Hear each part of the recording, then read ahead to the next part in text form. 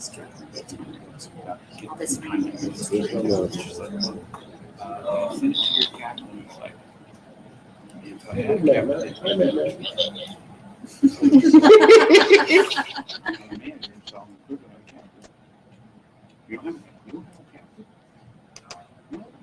Okay.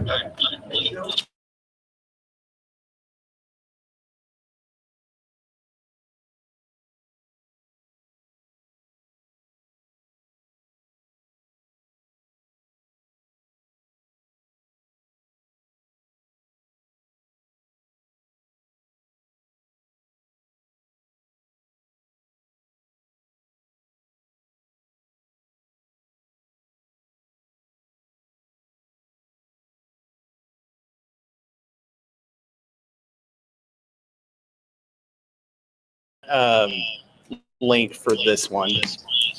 This one should be on the Laptop Facebook page. It'll be the same as what we were using earlier. So the crowdcast.io stuff. Yeah. You're right. Tell South that we're getting double.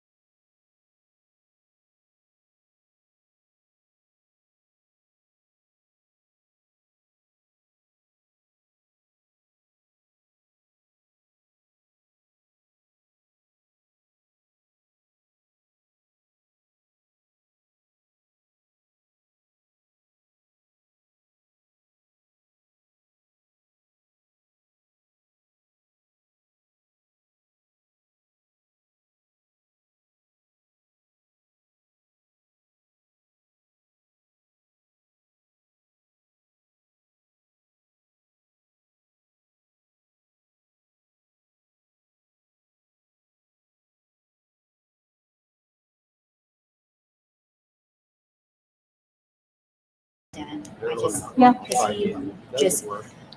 Okay, can you all hear me now?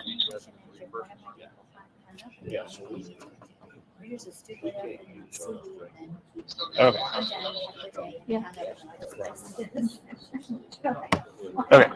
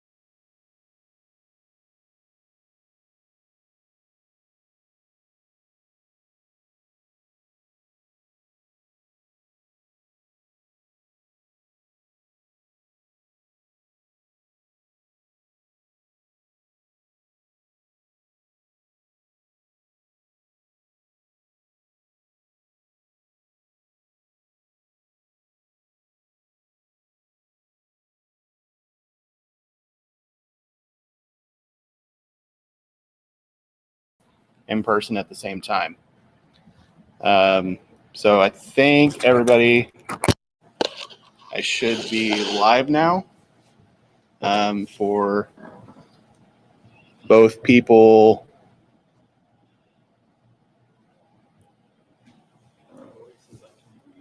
Here and people on the call. Okay. I was going to try to share the rest of the board with this, but they were competing with each other for the microphone and the camera, and they kept turning each other on and off, which was the issue that I was having. So you're not going to be able to see the rest of the board, unfortunately. But Roger's watching them. So, okay. So I'm going to steal your agenda a little bit. So hello, everybody. Welcome to today's meeting. It is 11:16 a.m. That is when I'm going to call this to order. I will turn it over to Angie Rogers for a roll call of the officers. Zach Dykes, I'm here. J.R. Webb, Present. Stephen Hotchkins. Hoskins. I can't say it. Angela Rogers, here. Roger Martin. Oh, here. Cheryl Knarski. Here. Stephen Corte. Matt Knight. Present. He's here. Okay. Andy Bailey. Here. Dawn Moore. I'm here. Angie Steiferman. Sarah Lynn Hayes. Sarah Lynn's here. Shelby Creed. Here. Okay, so we do have a quorum of officers. Next item is my president's report. I would just like to thank you all for attending in person or online. We do have a lot going on behind the scenes since we had our spring meeting, and we'll kind of go through that here in just a few minutes. There's no legislative report on here, so I'll just briefly touch base with this. Actually, I might turn it over to JR to touch base with this. You might know more about it than I do. But the 911 Service Board did report last week that Senate Bill 62. I cannot recall the numbers off the top of my head. The governor signed two bills. One of them had to do with a limit of liability for 911 centers or for 911 sales tax counties who are their own political independent subdivision. The other bill had to do with the ability for those same independent political subdivision 911 centers to be able to directly apply for grants from the 911 Service Board. Previous to the signing of this bill, those 911 centers could apply, but they had to make that application through their county commission. And it required a resolution of the county commission and support and an agreement from those county commissions to give the funds to the appropriate 911 center. So that was some basically fix-it language from our original wireless funding, and those have passed and the governor signed them. Also fix the TIF. Fix the TIF. Oh, okay. Yes, there was one other provision also. Tax increment financing districts. Most 911 centers have to refund basically the TIF money to those TIFs. Any future TIFs created, the 911 center will not have to refund that money from here forward. If it exists now, we're still going to have to give the money back. But as it goes forward, no new TIFs will be charged back to us. So any questions on any of that stuff? JR, as vice president, is the chair of our legislative committee. And he does a wonderful job about knowing everything legislative that is way above my head and way above my pay grade. So thank you, sir. I would like to say that last year towards the mid to end of the season, there were several bills that were introduced as far as reclassification goes, and they weren't specific to reclassification of telecommunicators, but they are, they do impact that process. And it had to do with, I believe, surf retirement or loggers, one of those two. Loggers. Had to deal with loggers, and then it had to deal with a workman's comp bill as well. So we're going to keep our eyes on that. As of now, our chapter is not actively engaged in reclassification legislation specific to reclassification, and that's because we don't want to get in front of the horse and end up impacting another bill that has more impact on what you guys actually need at the moment. So we're working with our lobbyist to pay attention to what's coming down during this next session, and we'll go from there. But as of now, I just wanted to keep you guys aware of what is going on with that. That's really all I have for the president's welcome. What's my next step? I will turn it over to the secretary's report. As of just a few minutes ago, we have 569 members. 34 of those members are new since June.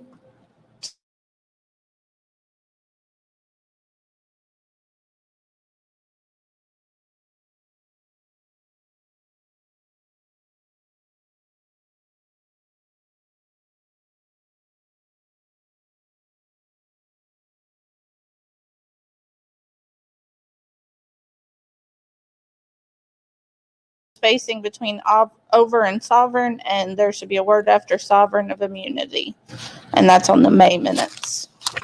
And And then then there was a extra T on which one? I think it's the June proposed has a T in it.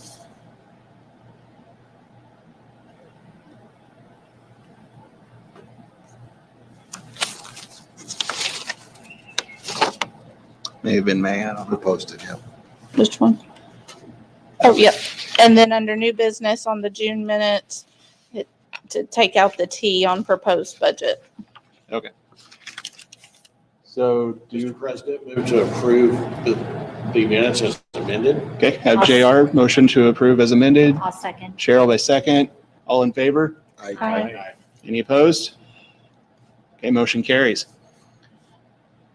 I will say also that on our membership totals, that has gone up significantly since last year. We're about 50 over what we were last year. So that's good because not only is getting our membership numbers up good when we go to talk to different legislative bodies, but also the money that you guys pay for your membership goes to support the programs that we're doing here at the chapter level. Teammates in Action, Totes of Hope, stuff like that. That stuff does cost a little bit of money. So all those memberships are going into the chapter and actually benefiting the chapter. It's not just sitting there idle. So speaking of money, I'm going to turn it over to Roger for the treasurer's report. Okay, board, I'm sharing a copy of the treasurer's report with you on WebEx, and everybody in the room here should have a copy. We're showing a balance as of the 14th of $76,491.21. And then the partnership is at $7,432.16, and total balance is $83,923.37. Also on that treasurer's report, and I will scroll down for you guys on WebEx here. If I can make my fingers work. You can see the total breakout, and I will put this online for you guys as well on the PS Connect. On the far right side, you can see deposits. The dues that Zach was just talking about, APCO dues, are listed there, as well as our income from the MPSCC conference, which was $10,398.56, and then the additions thereof. And the partnership is below that.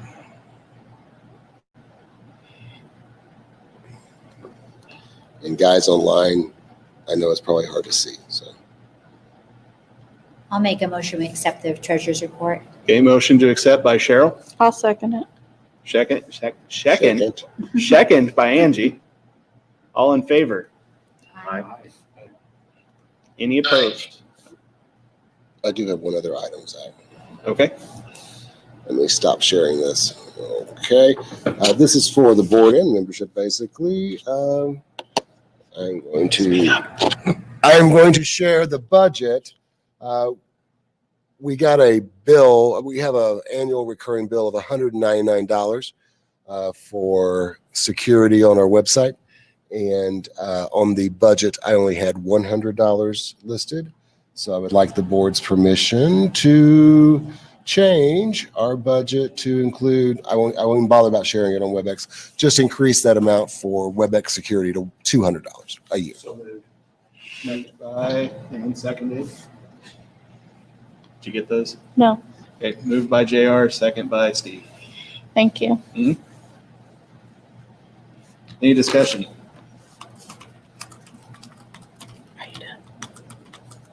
All in favor? Aye. Any opposed? Motion carries. Okay, I'm going to go a little bit out of order right now because April Ford is actually on this call, and she's going to speak a little bit about the 911 988 coalition that's going on. And I may have used the wrong word right there, but there is a joint group going together between the 911 and the 988 board developing here in Missouri. So she is on a short time frame as she heads to the airport to return from Vegas. So I'm going to turn it over to her to speak. Hey, thanks, Zach. So really quickly, I had been asked by Brian Madewell like 30 minutes before a 988 meeting in Missouri to join that call and just to be there to listen and be able to add in any kind of 2 cents that I might have had, which I had quite a bit. Just because I've been aware of this 988 push for a while now and just kind of curious about what was going to happen. After that meeting, I've attended a couple of meetings now. I'm actually a part of their full committee for 988 in Missouri right now.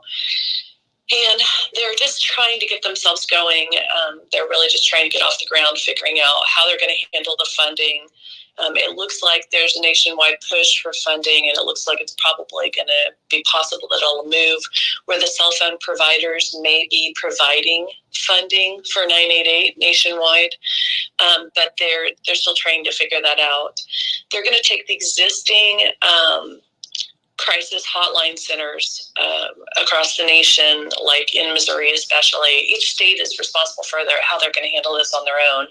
But definitely in Missouri, they're going to take the existing crisis hotline centers and try to staff them up because they anticipate that they're going to be taking a bulk of calls off of 911. My 2 cents on that was just reminding them that'll take a few years for people to get educated. So the education campaign is going to need to be strong. And then we talked a lot and have talked multiple times about their lack of ability to find people when they call 988. So they're looking into legislation and opportunities for assistance there. What I have recommended is that they look for partnerships with 911 centers. And I don't know what that looks like. In a perfect world, I think it would look like we might all be together. But I don't know what that looks like for sure. I think every place is going to be different. We do have a crisis hotline center in Joplin that I have Debbie Fitzgerald and I had talked whenever I took my CIT class about what this looks like down the road. And that's something that she's not on the main state coalition or the main state committee, but she's a part of that discussion. What I just ask and what Brian Madewell and I had suggested is that, they find a way to partner with 911 in Missouri. And so this is what they're doing now is they're putting together a subcommittee off of their main committee. And that subcommittee would be partners with 911 and the 988 individuals who wanted to be in those discussions. So we can kind of talk and educate them on the type of information in the 911 centers that we have access to, the type of information that they either need to have access to or they need to be partnering with us for, and how we kind of move forward from here once they go live, even though they're already live, but they're really not officially live as 988. How we go live, how we work together, how they strategically try to retain that data, because they have a lot of reporting requirements that they're going to have to do at the state level as well as nationwide. And Brian Madewell and I have just been giving them some insight to how we do some of that stuff. So I think because they're just getting started, there's just a little overwhelmed. They're trying to break some things out, but just having the subcommittee out there is going to be great. So as soon as I get all of the details, which I've been getting a lot of material, so we've already been cleaning up some education material and some things that they're using to give to the, excuse me, sorry, my ring keeps going off. Some things that they're using to give to their senators and representatives that are assisting them. We've been cleaning up that material to show them how 911 flows and how it could flow with them. That's more what this subcommittee is going to be doing, is just kind of digging into the weeds with them on this. So as soon as I get that, the dates and everything, all of that getting set up, then I'll start sending something out. I'll send it out to the presidents, asking for some assistance where the presidents could identify somebody maybe on either your committee, not committee, but your board to serve on that committee. They don't want it to be too large. They want it to be a very intimate committee or a very intimate subcommittee so that a lot of things can get taken care of quickly. But we'll be looking for people who are passionate about working with 988 and figuring out how we move forward in the future. Any questions?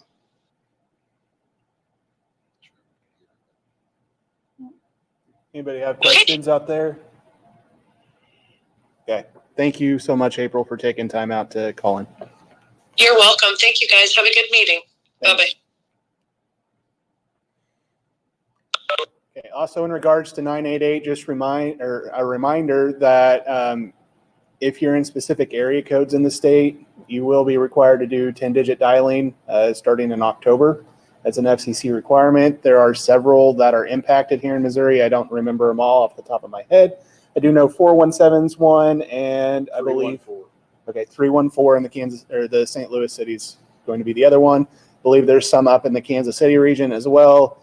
I do not believe 573 is impacted. I don't believe so. Which is probably why they're taking forever to get us done down in Southwest Missouri at the patrol. Anyway, so just please remember that. And When is it required? it is required in October. Correct. I believe October 8th is, don't quote me on the date, but October 8th sticks out. I don't know. October's close enough. Brian says October 24th. Okay, October 24th, according to the director of the 911 Service Board, and the area codes are 314, 417, 660, and 816. So everything but 573. Yeah. Sorry. Okay. Sheriff Cordy, are you on here? No. See you on WebEx. So, would you, sir, would you be willing to update the 911 Service Board? Okay. Probably the most important point for the 911 Service Board is there's a new grant cycle out. Applications are open, I believe, until July 31st for a new round of grants. Of course, these grants are to enhance 911 in the state of Missouri. We've made great strides with the first couple of rounds of grants. We've gotten several counties online that had nothing previously other than basic 911, and we want to continue that work. So if you have a need, if you think you can enhance your system or help a neighbor that might not have anything but basic, please consider making that application. In other board work, they're just continuing to work on the duties of the board and what they need to do. Would you briefly touch over what is required on those applications as far as will training discount you from getting a grant or anything like that? I don't know that I'm up enough on it to be quoted. Okay, that's The grant applications are pretty self-explanatory. There's also the guidance documents that the 911 board has put out to everyone in the state. So read those over, look over the application document. There is some paperwork involved that you need to do, some documentation, and get that into. okay. Any questions on service board stuff?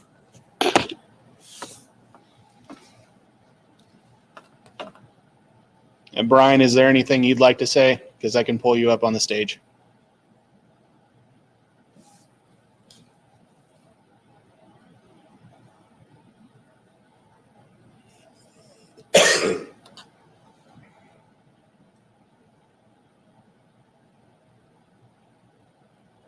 Okay. Regional meetings next week. You can check the 911 Service Board website for the schedule of meetings, and I believe they are all online this time through Zoom. They're not in person. Region 2 and 3 are going to meet in person Okay. in Springfield at Springfield Underground. But the meeting will also be available by Zoom or WebEx. Okay. The link should be out there. Okay. So Region 2 and 3 are meeting are in person and online. Everybody else is just online. Brian says the meetings are all Zoom. So, okay. And Roger, I will turn it over to you for the training partnership report. Oh, not much report on the training partnership. We have a couple of classes scheduled for initial training. That seems to be the big need. It's just our instructors are just as short in their agencies as you are in yours, and it's very difficult for them to schedule anything. We've got one coming up in Springfield in the fall. I can't remember the dates. We've got one coming up in Rolla, I think next month. So it's still on the website. You can go to training and look for it. I guess the biggest thing is if you've got people that would make good partners for training in Missouri, it's a win-win situation.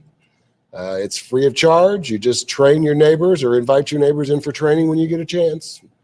And we share our complete library of lesson plans with you. So you can contact me. Actually, you can contact me, Zach, or Cheryl. We're all in the partnership. So contact us and we'll get you set up. You can also go online to moapco.org, and there's the guidelines and everything are in there if you want to read through it. That's it. Am I next too? You are next. As far as training goes, just remember that like today we're doing online training or a hybrid situation where we're here in person, but we're also doing it online. We will be doing those for at least a little bit longer until the 911 Service Board, at least until the 911 Service Board gets their online platform up and running. So if you are in need of continuing education training, we do have a library of, as of now, 30 continuing education classes plus the additional 6 for today. So they're all state certified. They're all free. Take advantage of them. They'll give you your CEUs. ProChart is the professional committee of APCO, Missouri chapter. We cover professionalism, recognition of telecommunicators. We cover recruiting for the chapter itself. We cover the human element of 911. And we've just had a recent meeting.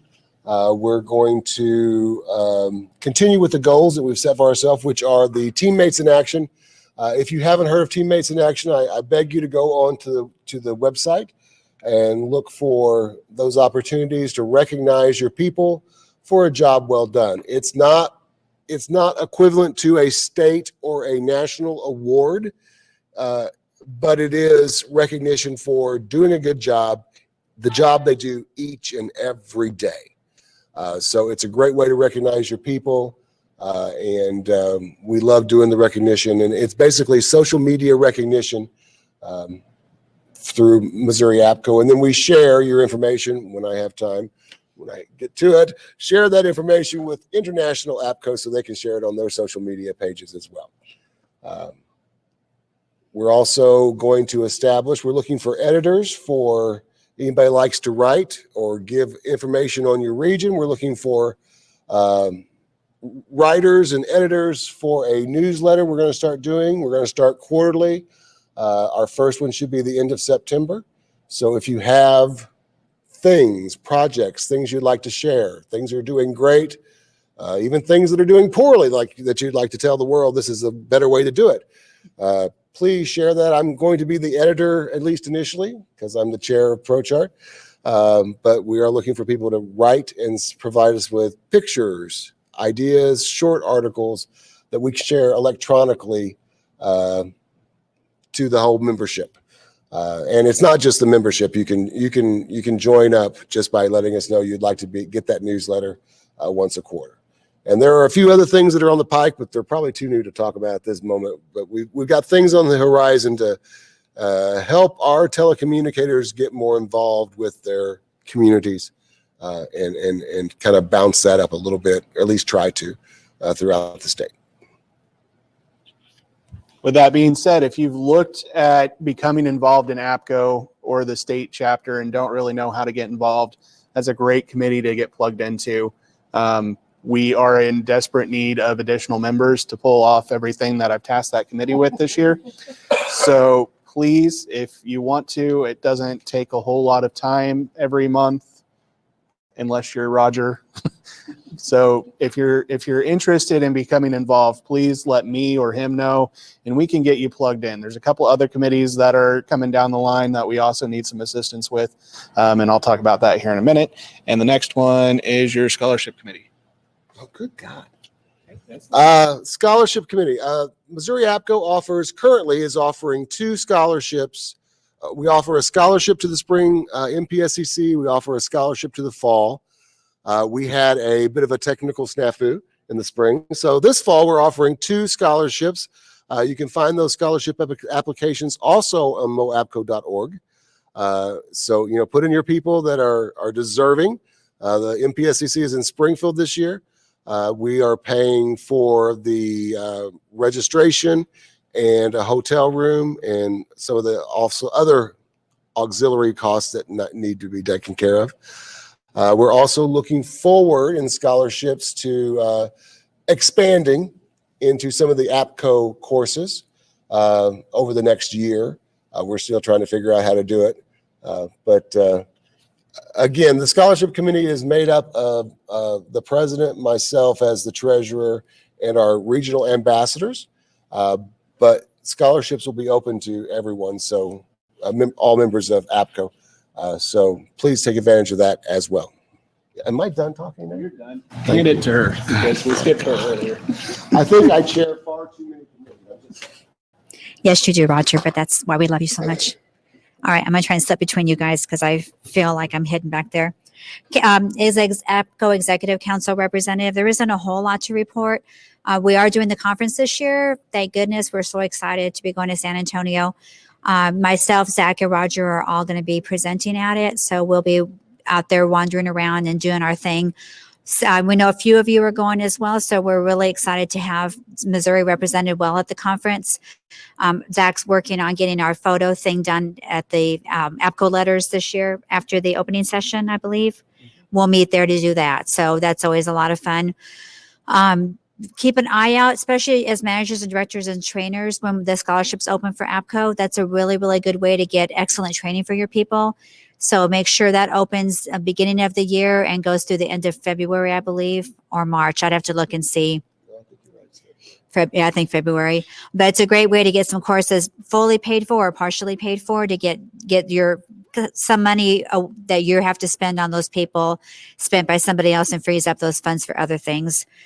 Also, in July 1st, we were excited that we had some legislation that was introduced by Representative Torres as one of the people, Robin Kelly, Brian Fitzpatrick, and Peter Maher.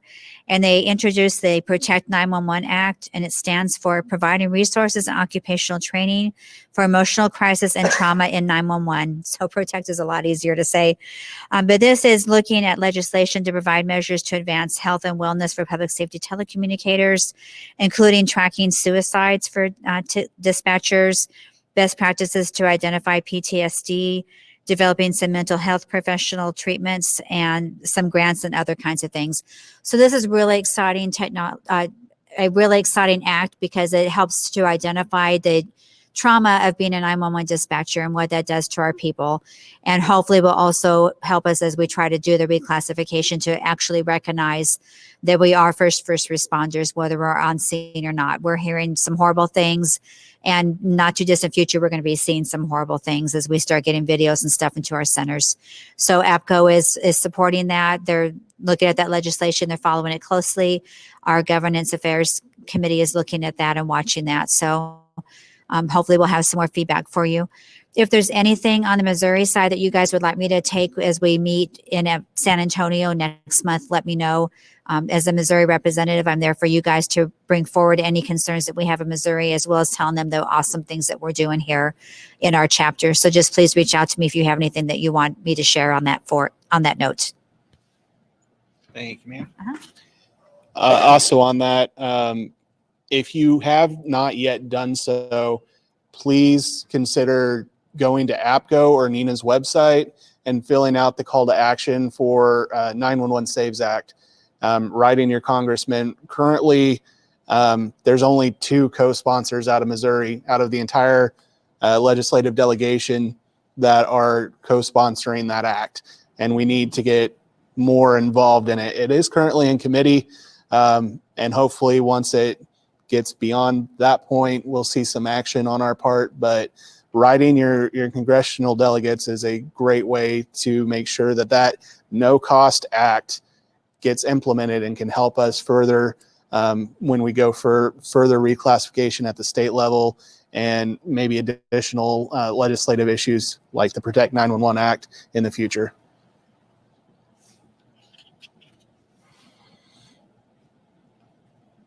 Okay, looks like it's me for the Totes of Hope report. So we've had a very active year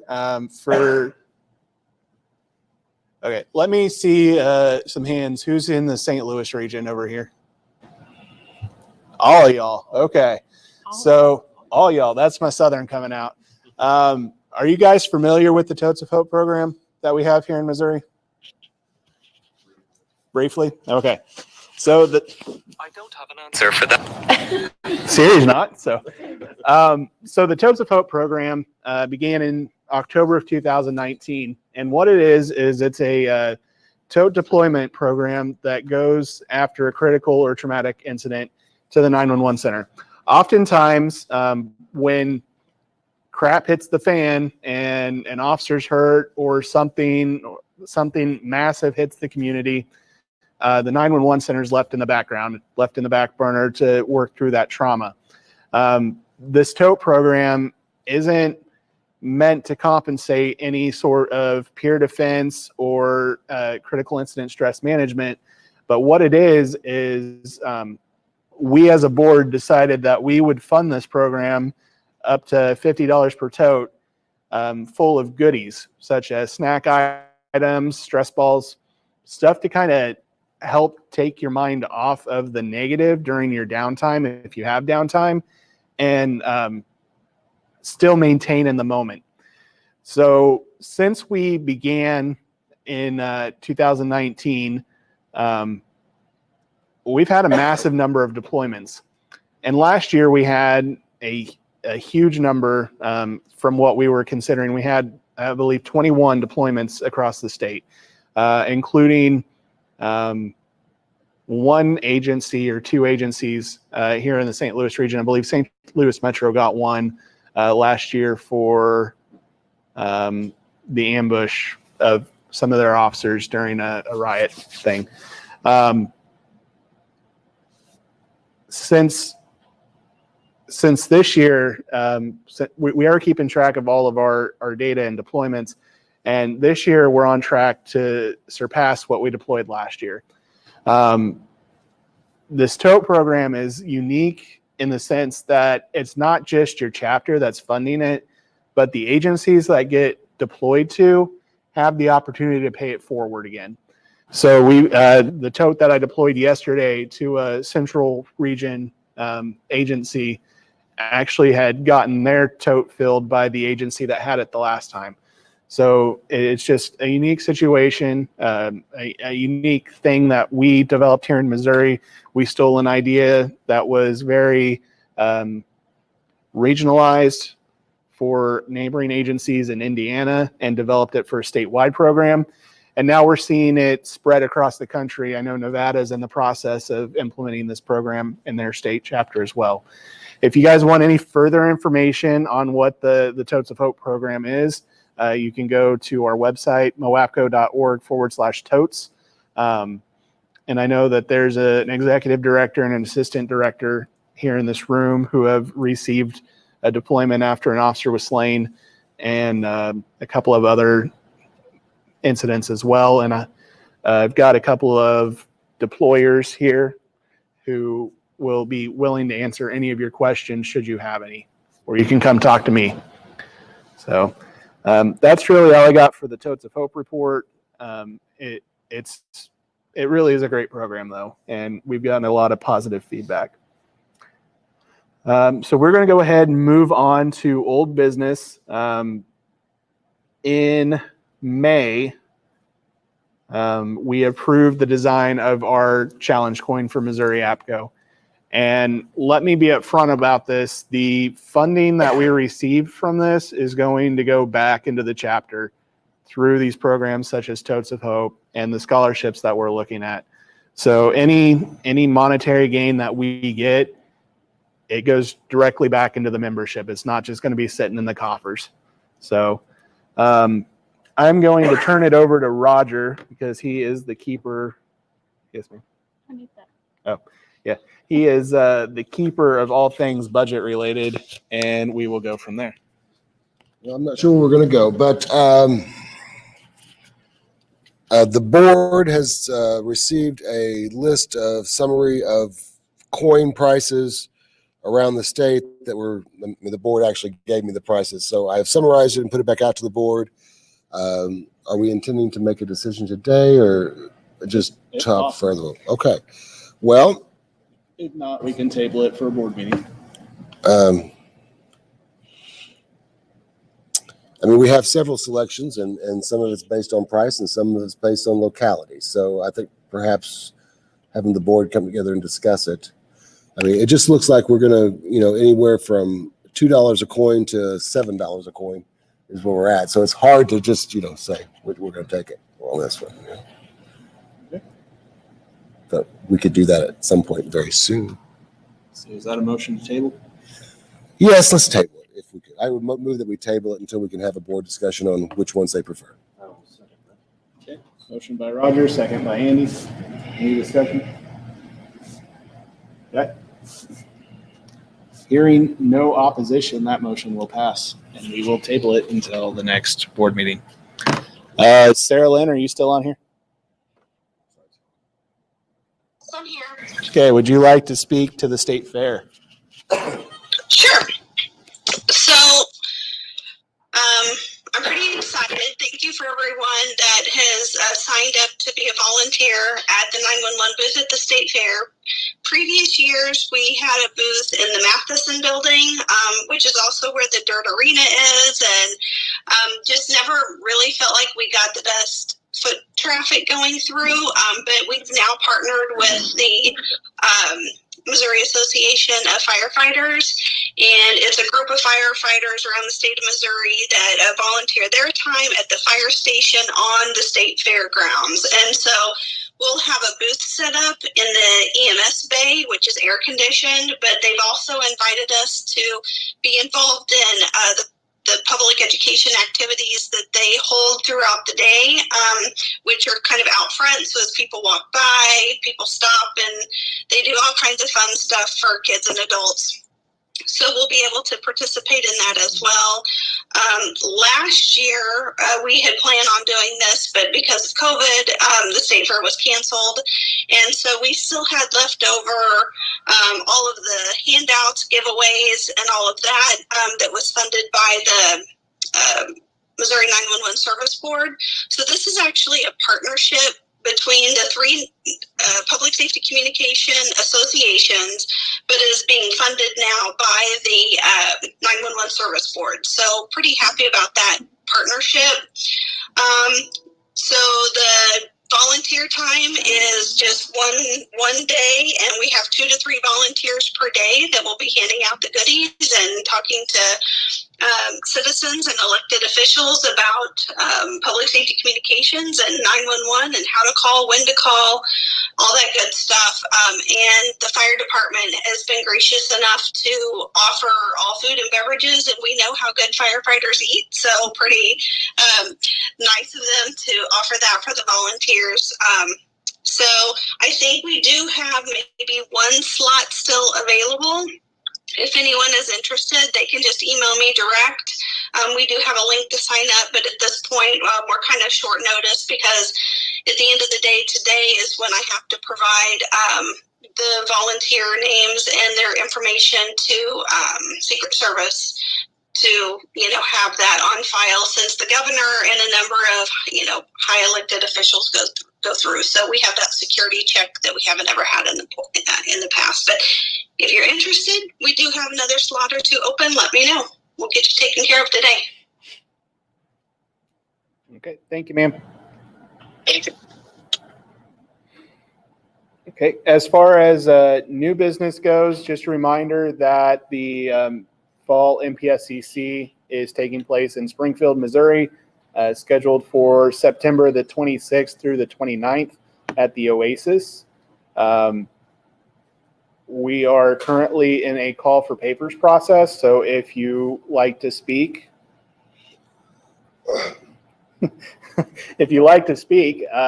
ahead and submit your call for papers, and our committee will definitely look you over and probably plug you in. Not in the nasty. Kind of like Okay. Phrasing, I get it. Okay.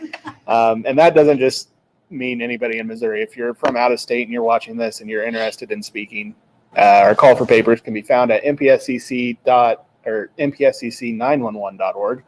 You would think the guy who takes care of the website would know the website, but whatever.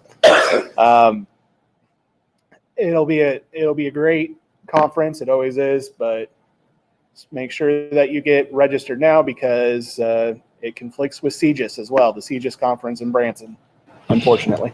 So. And we are concentrating on all things next generation 911. I mean, there's other stuff we're going to do, but we're going to have a track on all things next generation 911. We'll also add that the exhibit floor will be completely full. We sold out in an hour and a half yesterday. Wow. Yeah, they're so quick. Good job, Matt. So we have 25 exhibitors. We normally have 20 in the fall. We bumped that up to 25, and we have 20 sponsors. Wow. Thank you.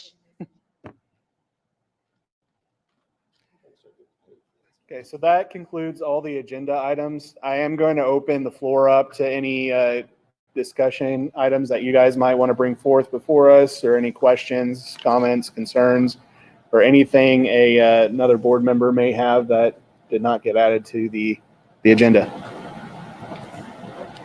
Did you mention the historical committee? Are we still looking for a chair, or did you take that? I'm the chair of the historical committee. Imagine that. Because I'm old, and so therefore I'm chair of the historical committee. But I'm qualified because I'm old. But we are looking for someone to come in, someone energetic and maybe even younger. I got a basement full of stuff that needs to be gone through, and I have not had the time to even do more than just pull out the top parts of it. So, always looking for help in committees. If you want to know which committees you like, if you have an interest, guaranteed we've got a committee for it. If you like perusing documents, the bylaws committee is also looking for a chair to replace Roger, who now chairs like 5 or 6 committees. So I'm still the bylaws committee. you are still the bylaws committee chair. So anything else? Don't miss the opening session of APCO International, where the Missouri State Highway Patrol, me, will walk across accepting the large agency technical award for 2020. Yeah. I'm just pumping a little bit. Motion to With that, I'll take a motion to adjourn. motion to adjourn, please. Roger? Second. Second by Steve. Any discussion? All in favor? Aye. Any opposed? Okay, go enjoy your lunch. Thank you for coming. I'm closing the meeting. All right, hands outside our food. Did you plan on lunch? I did not. I have got a sandwich. It's like an American club with bacon. Thank you guys for attending, and we will be back with training here in about an hour. Oh, you're leaving? You can have mine.